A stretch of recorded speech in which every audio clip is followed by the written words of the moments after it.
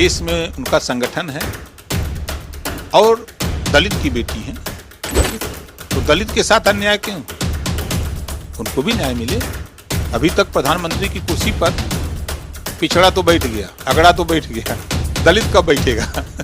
उसका भी तो नंबर आना चाहिए।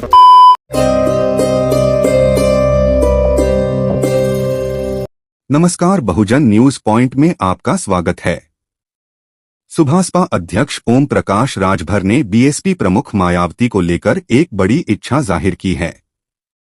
उन्होंने कहा कि मायावती को पीएम बनाने के लिए नीतीश कुमार, अखिलेश यादव और लालू यादव को एक साथ आना चाहिए। ओपी राजभर ने कहा कि सीएम ने कहा था कि हनुमान जी दलित थे और भी तो दलित हैं, इसलिए हम उनके वंशज ही हुए। दलित बेटी को प्रधानमंत्री बनाने के लिए सभी दलों को एक साथ आना चाहिए। इस समय मायावती को पीएम बनाने की जरूरत है। यूपी में अष्टमी और नवमी में हो रहे अखंड रामायण पर राजभर ने कहा कि खुशी मिलेगी यदि तेलंगाना की तरह यहां भी फ्री शिक्षा मिले। उन्होंने कहा, आगामी लोकसभा चुनाव में सुभासपा के प्रत्याशी से जहां से टिकट मांगे वहां से टिकट देंगे। इससे मतलब साफ है कि सुभासपा वहीं अपने कैंडिडेट को मैदान में उतारेगी जहां पर उनके उम्मीदवार मजबूत होंगे। जहां पर उनके कैंडिडेट कमजोर होंगे वहां पर वह गठबंधन प्रत्याशी का सहयोग करेगी। ओपी राजभर यूपी की राजनीति में हमेशा से बेबाक बोलने के लिए जाने जाते हैं। उन्होंने अपनी राजनीति की शुरुआत बसपा से ही की थी। 2001 में राजभर की बसपा सुप्रीमो मायावती से किसी बात को लेकर विवाद हो गया। इसके बाद उन्होंने बसपा से इस्तीफा दे दिया और अपनी नई पार्टी बना ली। राजभर तभी से ही मायावती के विरोध में बोलते आते हैं, लेकिन उन्होंने इस बार मायावती को पीएम बनाने के लिए इच्छा जाहिर की है। माना जा रहा है कि राजभर बसपा से आगामी लोकसभा चुनाव में गठबंधन करना चाहते हैं। इसी के चलते उन्होंने ऐसा कहा है।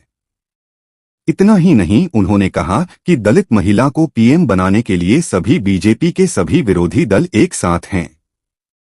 मायावती ने भदोही का नाम संतकबीर नगर किया तो राजभर ने विरोध किया। यही वजह है कि 27 अक्टूबर 2002 में बसपा से अलग होकर सुभासपा का गठन किया था।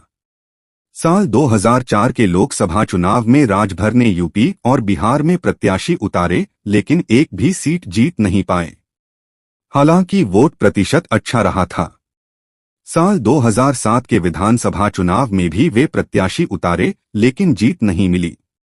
अंत में उन्होंने साल 2012 में कौमी एकता दल से गठबंधन किया, लेकिन इसके बाद भी उनके प्रत्याशी नहीं जीत पाए। हालांकि अंसारी बंधुओं को मोहम्मदाबाद और मऊ सीट पर जीत मिली थी। साल 2014 के बाद देश में पीएम मोदी की लहर आ गई। 2017 के विधानसभा चुनाव में राजभर ने बीजेपी से गठबंधन कर लिया और उनके पार्टी से 4 विधायक जीतकर लखनऊ पहुंचे। राजभर मंत्री बने, लेकिन सीएम योगी से नहीं बन पाई। इसके बाद उन्होंने मंत्री पद से इस्तीफा देकर बीजेपी से अलग हो गए। साल 2022 विधानसभा चुनाव में वह सपा के साथ चले गए। राजभर दावा कर रहे थे कि यूपी में सपा और सुभासपा मिलकर बीजेपी को सत्ता से बाहर कर देंगे।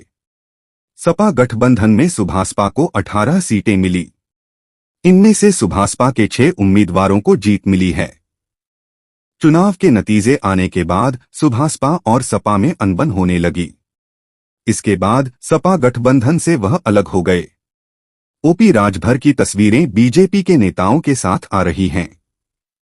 माना जा रहा है कि लोकसभा चुनाव के पहले बीजेपी और सुभासपा का गठबंधन हो जाएगा। इसी बीच उन्होंने मायावती को पीएम बनाने को लेकर इच्छा प्रकट कर दी।